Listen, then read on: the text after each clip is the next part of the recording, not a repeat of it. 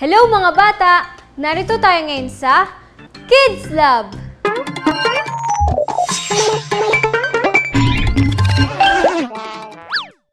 Isa sa mga gusto nating kainin ngayong summer ay malamig na desserts. Kaya naman sa araw na ito, gagawa tayo ng sarili nating ice cream. Pero palalamigin at patitigasin natin ito na hindi kailangan ilagay sa ref. Paano? Yan ang ating aalamin sa araw na ito. Ihanda natin ang mga sumusunod. 1 cup of milk, 1/2 teaspoon vanilla, 2 tablespoons sugar, 4 cups of crushed ice, 1/2 cup of rock salt o asin, 2 plastic bags, at isang mas makapal na plastic bag. Crushed cookies at candies na idadagdag natin sa ating ice cream. Bago natin simulan ang ating experiment, alamin natin ang ilang impormasyon may kinalaman dito. Ang freezing point ng tubig ay 0 degrees Celsius. Ang freezing point ng salt water ay depende kung gaano ito kaalat. Ang freezing point ng salt water ay mas malamig kaysa sa freezing point ng tubig. Kapag nilagay ang asin sa yelo, maaari itong matunaw. Pero bakit natin kailangang paghaluin ng asin at yelo para mapalamig at ma-freeze ang ice cream? Tara, alamin natin sa ating experiment! Una, paghalu-haluin ang lahat ng ingredients sa maliit na plastic bag.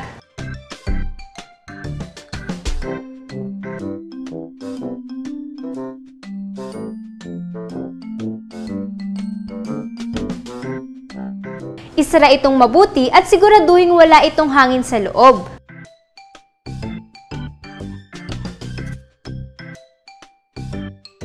Ilagay sa isa pang plastic bag at isara.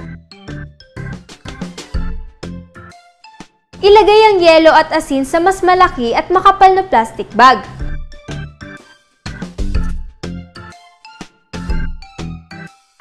Pagkatapos ay ilagay dito ang plastic bag na may mixture ng ice cream. Tanggalan ng hangin at isara. Makikita na unti-unting tinutunaw ng asin ng yelo dahil pinabababa ng asin ang freezing point ng tubig. Dahan-dahang i-shake ang bag hanggang sa maging pantay na ang yelo sa lahat ng bahagi ng bag. Ituloy lang ang pag-shake o pag-alog dito na may kasamang pagpalo. Sa pamamagitan nito ay matatransfer ang heat energy mula sa ating kamay para mas madaling matunaw ang yelo. Iisipin natin na hindi na ito malamig dahil natunaw na ang yelo. Pero dapat tandaan natin na may halo itong asin kaya kahit tunaw na ang yelo, mas malamig pa ito kaysa sa original ice. Kailangan lang natin ng 5 to 10 minutes para maging solid ang ating ice cream mixture. Mapapansin na unti-unti na itong nagiging solid.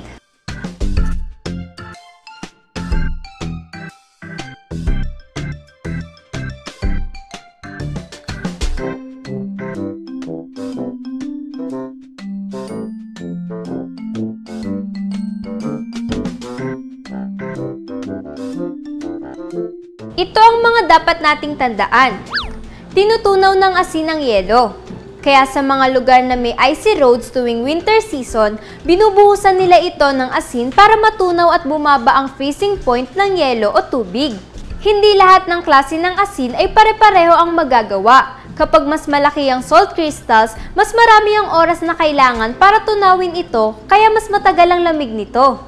Ayan kids, alam na natin kung paano gumawa ng ice cream sa loob lamang ng ilang minuto. Interesting, di ba? Samahan niyo ulit ako sa susunod dito lang sa Kids Lab, ang laboratorio para sa mga batang Kristiyano!